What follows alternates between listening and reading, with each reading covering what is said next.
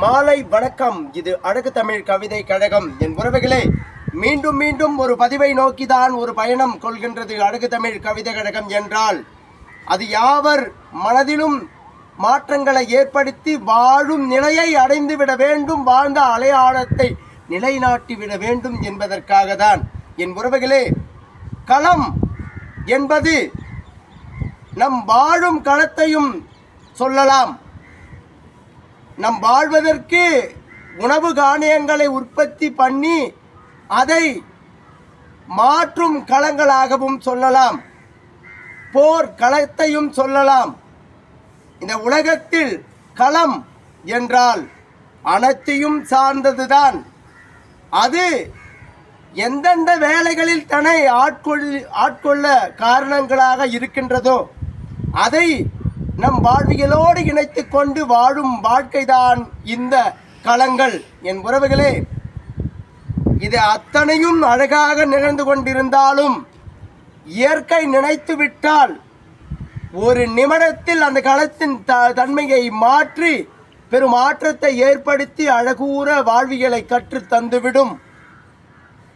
ஒரு இடம் நீர் நிலைகள் இல்லாத இடத்தில், வறண்டு போய் இருக்கும் இடத்தில் நம் அறிவுக்கு சார்ந்தது போல் என்னென்னதான் நீர் வகைகள் அங்கே ஊற்றினாலும் இயற்கைகள் நினைத்து விட்டால் கண் இமைக்கும் நேரத்தில் அங்கே பெரும் ஊற்றுகளை ஏற்படுத்தி விடலாம்.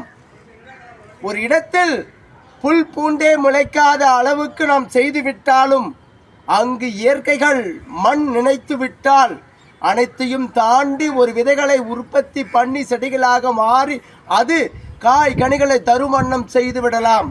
என் உறவுகளே, இயற்கை என்றும் நினைத்து விட்டால் நம் போக்கை ஒரு நொடி பொழுது விட குறைவான நொடிகள் இருந்தால் அது நிகழ்த்திவிடும்.